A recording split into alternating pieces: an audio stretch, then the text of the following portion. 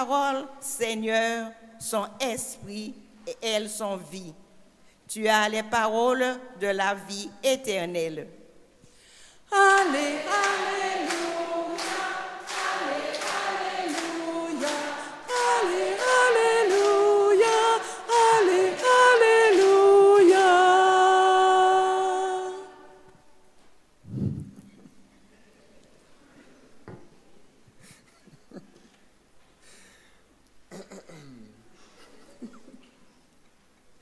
Le Seigneur soit avec vous.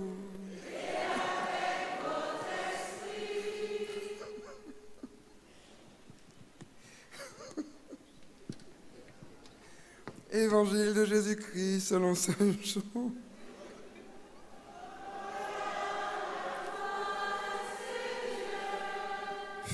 me faites faire n'importe quoi. En ce temps-là, Jésus avait donné un enseignement dans la synagogue de Capharnaüm.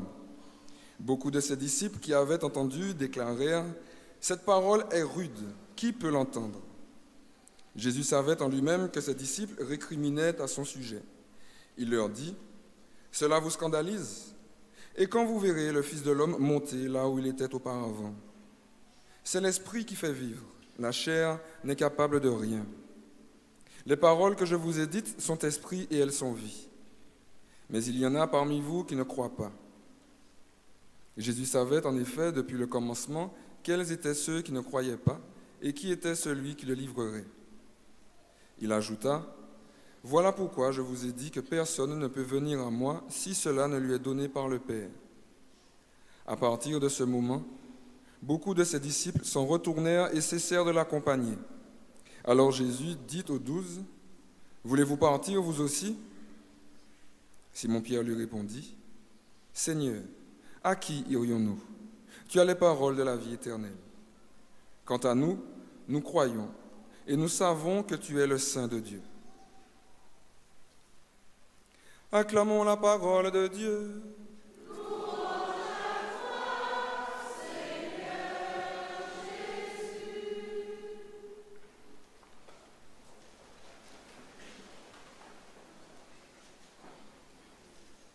Il y a encore de la place. Hein?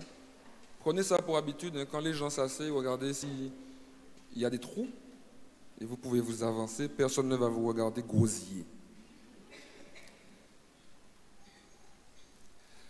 Aujourd'hui, frères et sœurs, la liturgie oriente notre regard sur quelque chose de décisif. Le choix de Dieu. La première lecture, on a les Hébreux qui font une belle profession de foi. C'est le Seigneur, notre Dieu, qui nous a fait sortir d'Égypte, etc. Donc, on va le servir, après que Moïse leur ait demandé, mais il faut choisir. Est-ce que vous voulez servir vos dieux, là, les dieux de vos aînés, les idoles, ou bien est-ce que vous voulez servir Dieu, etc. Et comme Dieu est un bon pédagogue, frères et sœurs, il nous donne de vivre des expériences parfois pour nous aider à vivre son évangile, parce que pour ceux qui n'étaient pas convaincus, la parole de Dieu est vivante. Je vais vous raconter une petite histoire. Vous voulez? Vous voulez ou pas? Qu'est-ce qu'il a dit non? Bon. Je l'ai raconté hier à Saint-Christophe. Hier, samedi, j'avais un mariage. Je célébrais un mariage à Bellevue à 11h. Et c'était prévu qu'après le mariage, j'aille au Pinteng, qui était sous forme de midi-minuit. D'accord? Enfin, des fiancés créatifs qui ne restent pas dans le truc figé, le mariage l'après-midi, le samedi après-midi, après on fait un Pinteng le soir jusqu'à 5h du matin. Et ils ont fait le mariage à 11h, et puis on repart de 13h à je ne sais pas quelle heure ils ont fini. Ah oui, et puis vous pouvez vous marier un autre jour que le samedi, frères et sœurs. J'ouvre une parenthèse. Vous blindez nos samedis et puis on est obligé de courir à droite et à gauche. On se marie le vendredi, hein, vous savez ça? Les bêtiers ont compris ça, hein? Ils sont malins. Nous, on se marie que le samedi. Le jeudi, on peut se marier. Le vendredi, on peut se marier. Il y a d'autres jours dans la semaine. Bref. Et vous serez assurés d'être seul dans la cérémonie. Je ferme la parenthèse. Bref. Donc, je devais aller, mariage, Pinteng après. Repas. Repas.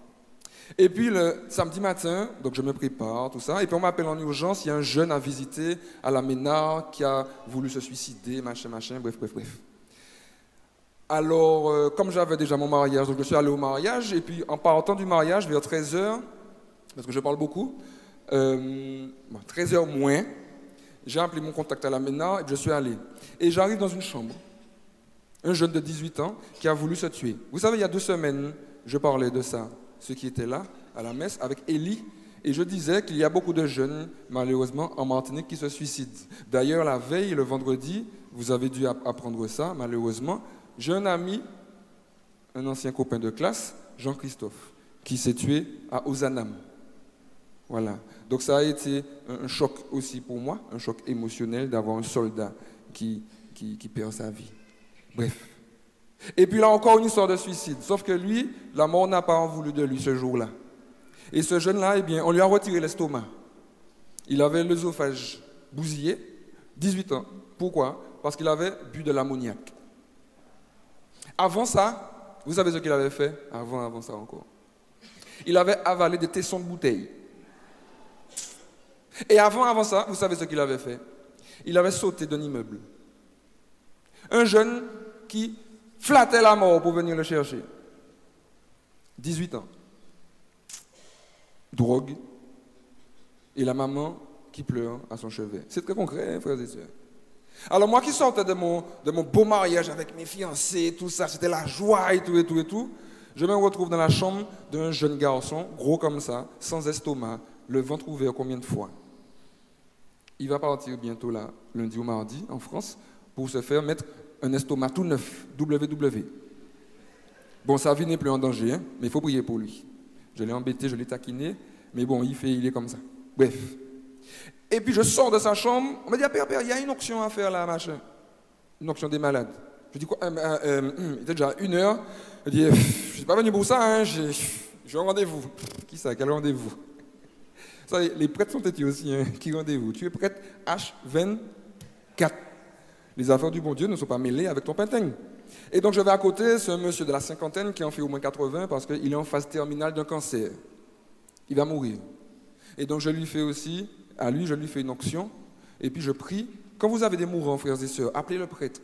Parce que l'Église a de très belles prières pour donner aux mourants l'autorisation de partir, pour le recommander à Dieu et pour lui dire, âme chrétienne, tu peux t'en aller, tu as bien vécu, maintenant je t'autorise dans le nom de Jésus-Christ à quitter ce corps et à rejoindre ton Père. Bref.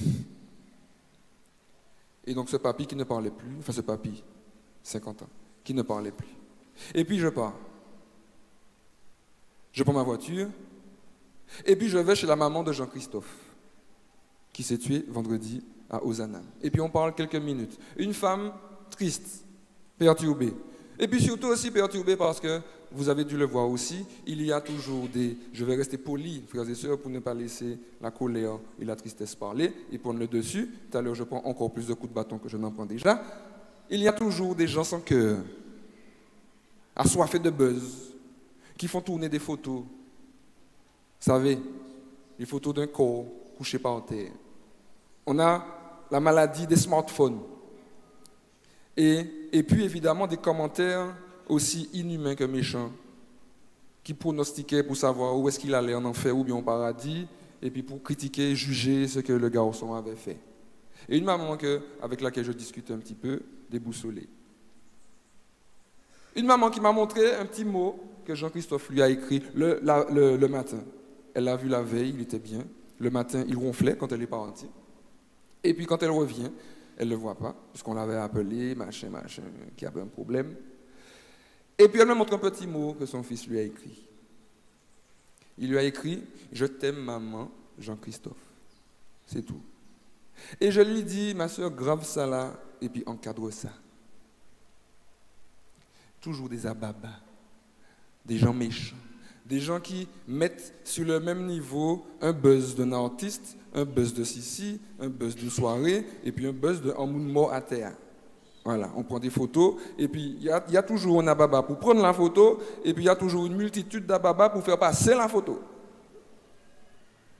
Et puis après, on dit, c'est dégueulasse, vraiment, il faut que ça arrête, mais on va partager. Regarde ceux qui m'ont envoyé. Si vous n'êtes pas d'accord avec ce que vous recevez, ben, ne partagez pas, supprimez, non? Regarde ce qu'on vient de m'envoyer, c'est un scandale, hein, mais vous avez. Bref, et donc j'étais avec cette maman-là, à parler, puis à l'écouter. Plus à l'écouter qu'à parler. Et puis après, je pars, et puis je vais finalement à mon printemps. Dans la joie des nouveaux mariés, tout ça, la musique à fond. Le cœur du prêtre est... Je l'avais dit une fois, c'est vrai, il faudrait mettre des cellules de crise pour les prêtres. Le prêtre doit toujours être au taquet, quelles que soient les situations auxquelles il fait face. La joie de mariage, la souffrance d'un gamin qui vient essayer de se tuer pour la 3e fois, un papy qui est en train de mourir, un monsieur qui est en train de mourir, une maman qui vient de perdre son fils suicidé, et puis renouveau dans la joie. Et à chaque situation, le prêtre doit être au taquet. Heureusement que le Seigneur est là, frères et sœurs. Heureusement que le Seigneur nous porte. Ce n'est pas une affaire humaine, le sacerdoce. C'est inhumain, c'est divin. Bref. Et quand dans tout ça, ce n'est pas pour parler de moi, dans tout ça, frères et sœurs, je me pose cette question-là. Je me dis, mais Seigneur, nous allons vivre, nous allons faire, conseille-nous bien, nous allons... Mais le choix de Dieu, est-ce que je choisis Dieu? Qu'est-ce que je choisis dans ma vie? Vous voyez, ce n'est pas une question morale, hein, de morale, c'est bien, c'est pas bien. Le prêtre a dit, il faut faire aussi. Non, ma vie, qu'est-ce que j'en fais? Mon soldat Jean-Christophe a sauté 11e étage, fracassé par terre. Ça interpelle. Punaise, il a dû souffrir, le pauvre, il avait une leucémie depuis des années. On avait pronostiqué sa mort 48 heures. Et puis le gars s'est battu, dardard. Et puis là, le combat était trop fort. Donc ça nous interpelle. Mais oui, mais c'est vrai que la jeunesse souffre, c'est vrai que truc, c'est vrai que machin, moi-même aussi, et tout. C'est le moment. Et puis, comme ce peuple hébreu qui a fait cette belle profession de foi, c'est Dieu que nous allons servir. Dieu nous a sortis d'Égypte, nous a sauvés, amen, alléluia, machin, on va le servir. Et puis une fois que le ventre est rempli, on a repris nos vieux vicis. Hier, j'ai pris l'exemple d'une sacrée année, février 2009, en Martinique. Vous vous souvenez de cette année-là, frères et sœurs? Martinique, c'est année, Martinique, c'est bataille, quand les bêtises mauvais, mon Dieu Seigneur, la Vierge Marie.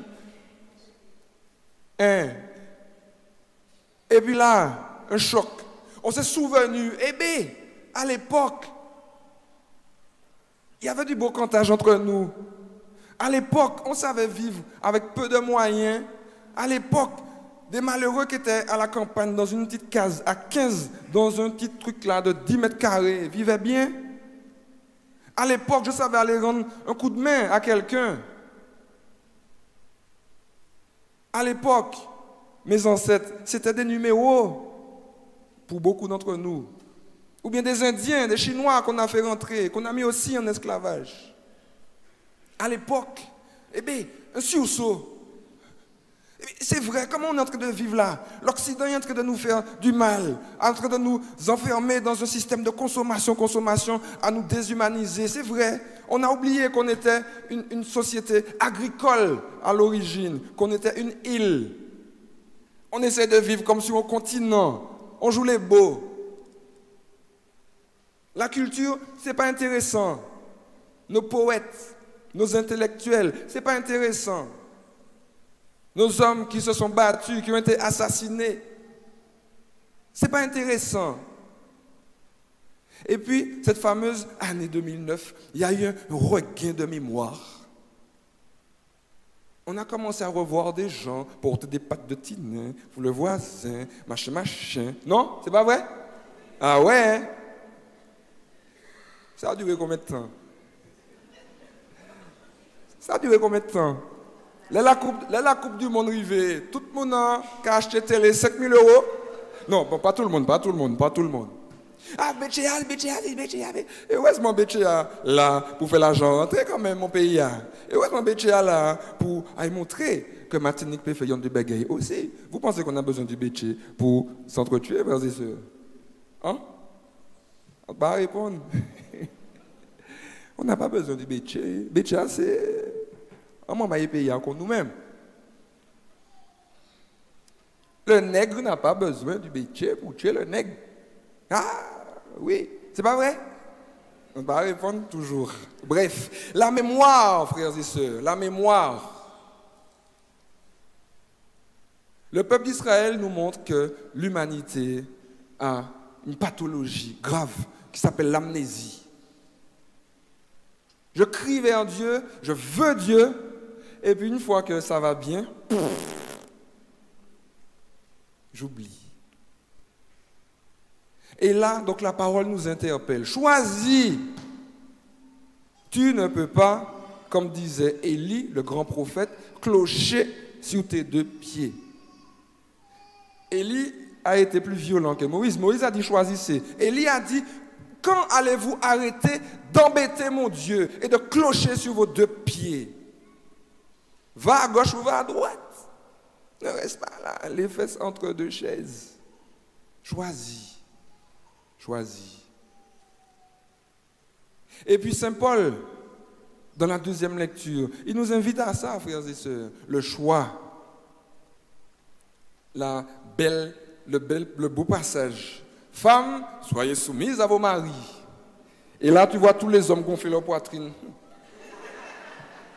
Où t'en ça la bé à dire? Mangez ya, mangez ya, mangez ya. Et puis les femmes. C'est pas ça que la parole de Dieu dit, hein, maman, hein, d'accord? Il ne faut pas couper la parole de Dieu, il ne faut pas l'amputer. Femmes, soyez soumises à vos maris, mais comme l'Église était soumise au Christ. L'Église, nous-mêmes, c'est soumise au Christ. Pourquoi? Comment? Eh bien, parce que le Christ, lui, a fait le choix de l'humanité. Amen. Parce que le Christ a choisi d'aimer l'humanité. Il s'est engagé pour elle.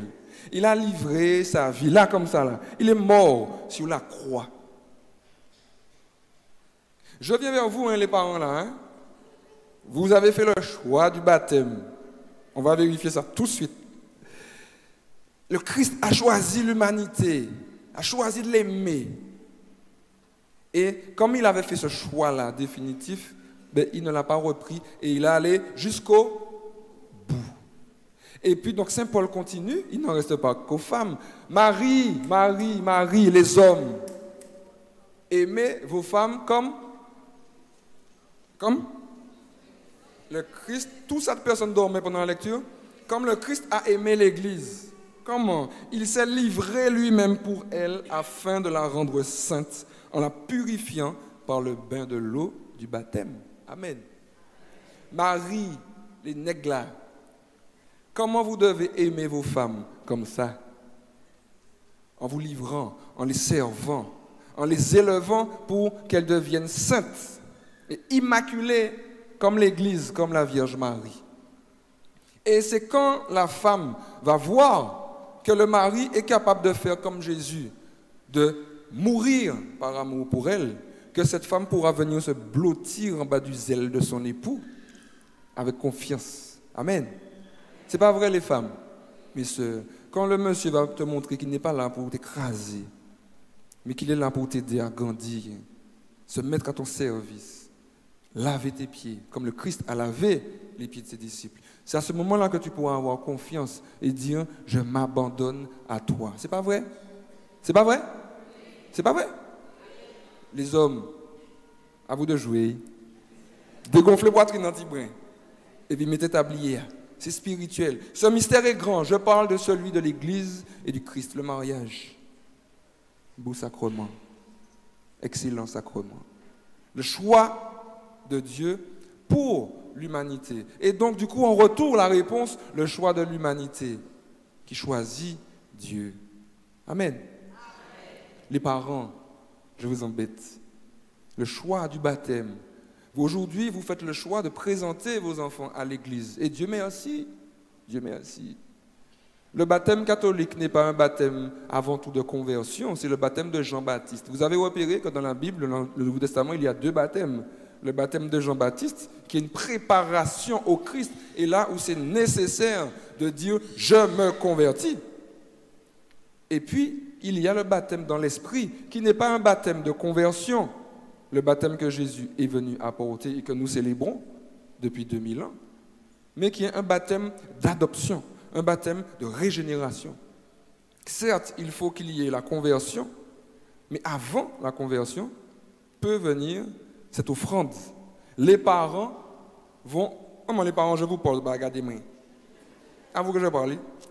Les parents offrent, présentent leur bébé à Dieu pour qu'il soit adopté par Dieu. Comme le peuple juif offrait les bébés à 8 jours pour qu'ils soient circoncis. Ça arrive parfois, le cerveau est fatigué. Pour qu'ils soient circoncis, adoptés par Dieu. Signe de l'alliance que Dieu fait avec le peuple d'Israël. Le baptême que vous présentez là, que vous demandez pour vos enfants, c'est ça. Un tas de gens nous disent, vous baptisez les enfants, ce n'est pas écrit dans la Bible. Ce n'est pas vrai, ils ont lu la Bible à l'envers. Non, ils n'ont pas compris. C'est un baptême d'adoption. Aujourd'hui, vous allez présenter vos enfants à l'eau baptismale afin qu'ils soient coupés, libérés du péché originel, cette tendance que nous avons à faire le mal. Et vous allez les confier à Dieu, à l'Église, afin que le Saint-Esprit vive en eux. Donc il faut le faire au plus tôt, frères et sœurs, au plus tôt. Mais ce sera à vous, parents, d'éduquer ces enfants pour leur apprendre au fur et à mesure à choisir de vivre selon leur baptême. Mais pour ça, il faut que vous-même, vous puissiez aussi vivre de votre baptême, puisque le baptême de vos enfants vous rappelle votre propre baptême, ce choix de Dieu. Est-ce que nous les faisons? Ou bien est-ce que nous avons venu ici pour mbave qui ça, par tradition? C'est difficile le choix de Dieu. Dernière partie. Je ne dis plus, je vais m'arrêter là, parce que quand je m'arrête, je continue 20 minutes encore après. Donc, dernière partie de l'homélie. L'évangile. Et on a la clé pour pouvoir faire ce choix-là, frères et sœurs. La clé. Parce que le choix est difficile. Le peuple hébreu, il veut choisir Dieu, mais il est mêlé avec ses passions, ses pulsions, tout ça, et donc il retombe dans le mal. Mais il veut. Et Dieu voit ça, notre désir, frères et sœurs. C'est vrai qu'on est inconstant, infidèle, mais Dieu est miséricorde. Amen. Dieu est miséricorde. Donc il nous dit, tu as envie de moi, mais fais-moi confiance, et puis va plus loin. Va plus loin. Va plus loin.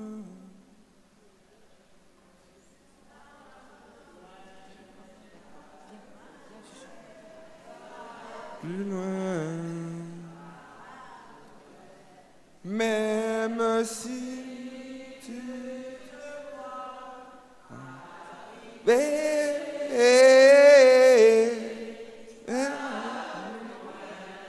va plus loin. Va je t'appelle commencer mais qu'en longueur fraternité et l'horizon de l'amitié. Va plus loin, va plus loin. C'est l'invitation de Jésus. Il y en a qui n'ont pas voulu faire ce voyage avec Jésus. Ils ont dit, ses disciples, ils ont dit, cette parole est trop dure, on ne peut pas l'entendre. Ils sont partis, ils ont arrêté de cheminer avec Jésus. Quelle parole? Jésus leur disait, si tu veux la vie éternelle, il faut que tu manges ma chair et que tu boives mon sang. Ils ont dit, hein? Ça veut dire qu'il là. Il veut qu'on mange ta chair. Mais c'est en mode cannibale là. C'est vrai, c'est ça que je paraphrase, mais c'est ça. Cette parole est trop dure, on ne peut pas l'entendre. Elle ne rentre pas dans notre cerveau. Et Jésus leur dit, mais la parole que je vous dis, elle est vie, elle est esprit, elle n'est pas matérielle. Faites-moi confiance et vous allez comprendre ce que je vous dis en vous disant qu'il faut manger ma chair et boire mon sang. Mais ils ont dit, non, non, non, non, non, c'est trop dur, on parle. Ils se sont mis à récriminer, à mal parler. Et Jésus savait qui récriminait parmi ses disciples. Parenthèse, j'aime bien piquer les gens. Le prêtre sait qui est-ce qui le mal parle dans l'église. Il y a beaucoup de gens qui mal parlent les prêtres dans l'église, frères et sœurs. Mon Dieu, Seigneur, la Vierge Marie. Ah ouais. Mais la parole revient toujours aux oreilles du prêtre, avec des noms. Donc comme Jésus, le prêtre sait qui est-ce qui lui donne des coups de bâton lâchement derrière son dos. Mais je prie pour eux, je les aime quand même. Amen, alléluia. Et Jésus dit, mais vous les amis, les 12, ses proches, vous ne voulez pas partir aussi parce que vous n'avez rien compris comme eux. Et Saint-Pierre, la vraie profession de foi. Et voici la clé pour nous aujourd'hui, frères et sœurs. Saint-Pierre, il dit à Jésus, Seigneur, on n'a rien compris. Rien. Mais, je vais lire bien précisément. À qui irions-nous, Seigneur? À qui? Tu as les paroles de la vie éternelle. Quant à nous, nous croyons et nous savons que tu es le Saint de Dieu. On ne comprend rien dans ce que tu nous racontes, Jésus, rien. Mais notre assurance, c'est que nous savons que tu es Dieu. Nous savons que tu nous aimes. Nous savons que tu ne peux pas te tromper ni nous tromper, l'acte de foi qu'on a oublié. Donc, on ne comprend rien, Seigneur, mais on te suit. Et voici l'invitation aujourd'hui, frères et sœurs, pour pouvoir faire ce choix de Dieu. Un choix spirituel, pas un choix pour devenir un bon chrétien, non, un choix spirituel dans ta vie. Est-ce que tu crois que Jésus est Dieu? Est-ce que tu crois que Jésus est mort et ressuscité pour toi? Est-ce que tu crois que Jésus t'aime? Si tu crois ça, eh bien tu as la force, les outils pour lutter contre le péché, résolument, dardard, pour lutter contre le péché et pour suivre le Christ, pour faire sa volonté. Ce n'est pas toujours facile de se dresser contre ses amis, contre ses proches, de dire non, non, non, non. Marie-toi, coupe telle relation qui n'est pas la gloire de Dieu. Reviens communier à la table. Écoute la parole de Dieu, prie, va te confesser. Sacrement de sanctification, lieu de sanctification, comme disait Benoît XVI, le choix de Dieu. Pour que, frères et sœurs, notre Martinique puisse changer, je rêve, frères et sœurs, que des chrétiens se lèvent dans l'église, dire Père, il faut qu'on sorte. Père, on vient à l'église prendre la force, mamaï. C'est ça la messe. La source et le sommet, d'accord? On vient prendre la force, mais pour aller être envoyé dans le monde, en vrai chrétien. Père, allons monter des groupes, allons visiter des malades. Le frère qui est à la Ménard samedi après-midi, je lui dis, mais ce n'est pas ton jour de visite aujourd'hui. Il me dit, non, c'est le jeudi. Il me dit, mais qu'est-ce qu'on fait là? Il me dit, Père, quoi? Je viens visiter les malades. Il prend sur son jour. Il aurait pu rester dormir chez lui, il allait visiter les malades comme ça, gratuitement. Et heureusement qu'il était là, c'est lui qui m'a appelé, un paroissien. Voyez, je rêve que des chrétiens me disent, Père, c'est bon, on a compris, allons dans le monde, allons voir les drogués, allons voir les malades, allons visiter les gens chez eux. Nous avons besoin de visiteurs de malades, mamaï. Des chrétiens, des vrais, pas des chrétiens qui restent enfermés entre eux comme dans une secte. Et puis, quand le prêtre dit quelque chose, ça les bouscule tellement parce que ça change leur catégorie. Et puis ça se met à casser sur le dos du prêtre. Ou bien qui n'accueille pas de nouveautés. Sortons des murs de notre église, frères et sœurs. Il faut sortir. Ici, c'est le QG, la messe, c'est le QG. On vient prendre la force, on vient écouter la parole de Dieu, on vient se fortifier. Mais ce n'est pas pour entrer comme on est arrivé. C'est pour ressortir avec au moins une chose. Pour que nous puissions nous-mêmes transformer la Martinique. Allez voir des jeunes comme Jean-Christophe, abattus par la maladie, et puis le soutenir, il faut cela. Ces papis, ces mamies, ces gens qui sont atteints de cancer, qui vont mourir, n'ayons plus peur de la maladie, allons les voir. Passez du temps avec eux gratuitement. De vrais chrétiens qui fassent des démarches de pardon, humbles, orientés par la croix de Jésus, maman. Le choix de Dieu va nous aider à transformer le monde. Transformer le monde. Le malin agit, maman, mais Dieu est vainqueur. Amen. Amen. Mais il a besoin de notre collaboration. Alors puisse cette Eucharistie être pour nous, frères et sœurs, ce temps de ressourcement. nous prenons nos forces et que nous puissions sortir d'ici comme une armée qui se lève pour obéir à Dieu, pour le servir, pour aller proclamer dans le monde. Jésus vous aime, vous n'êtes plus seul. Jésus vous aime, vous pouvez être heureux, vraiment, vraiment heureux. Que tout soit fait pour la gloire de Dieu, guidé par la douce et tendre Marie immaculée. Amen.